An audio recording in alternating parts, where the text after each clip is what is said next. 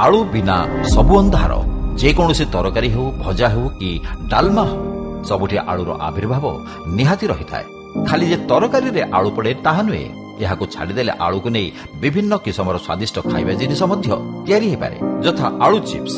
छोटठू बड़ जाए प्राय समस्त प्रिय आलू चिप्स विभिन्न स्वादर पैकेट बजार रे चाहिदा अनुसार मिली थाए। पार्टी को जेमिति खाइबाकू स्वादयुक्त से भली तैयारी प्रोसेस भी देखिबाकू सेतिकी मनमुग्धकर। आसंतु जानिबा केमिति आलू चिप्स तैयारी हुई। आलू को चिप्स रे परिवर्तन करी जदि व्यवसायीकरण उद्देश्य रे प्रस्तुत करबाकू पड़े तेबे चाषी को सीधा आलू किनिबा लाभ प्रदान करिथाए। यहाको आनी कारखाना रे थिबा कन्वेयर सिस्टम बेल्ट रे जमा करबाकू पड़े।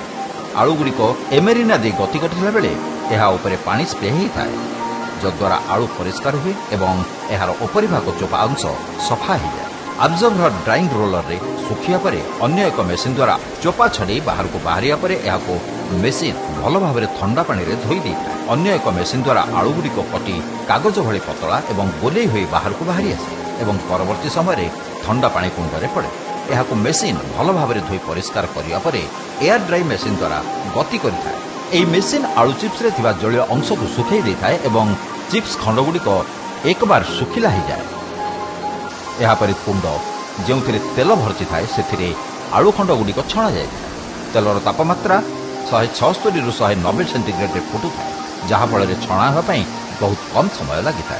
छणा होगा परे पेडल स्पाइस को धीरे धीरे छड़ा जाए, जो मेसिन द्वारा लुण छिटा स्प्रे हुए एवं प्रत्येक चिप्स खंड को बंचिक लवणयुक्त करा जाए।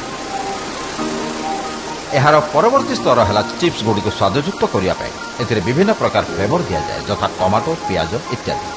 तत्पर गरम चिप्स को बाहर को आनी ठंडा करा जाए और जरी पैकेट रे भर्ती करा जाए। सही समय खोल नाइट्रोजन गैस छड़ा जाए, जहाँ चिप्स क्षतिकारक न थाए। आलू चिप्स तैयारी होई व्यवसायीकरण प्रस्तुत हो गला परे छोट पैकेट होई कि बड़ पैकेट याकू बाजार को छड़ा जाए। बजार रे आलू चिप्स चाहिदा दिनकू दिन बढ़िबारे लागिछि, तेणु एहार बजार चाहिदा को मेंटेଇବା ପାଇଁ घरे मध्य छोट छोट यूनिट रे याकू प्रस्तुत करी बजार चाहिदा को मेंटेଇବା सहित भल 2 पैसा भी लाभ मिलि परिबो।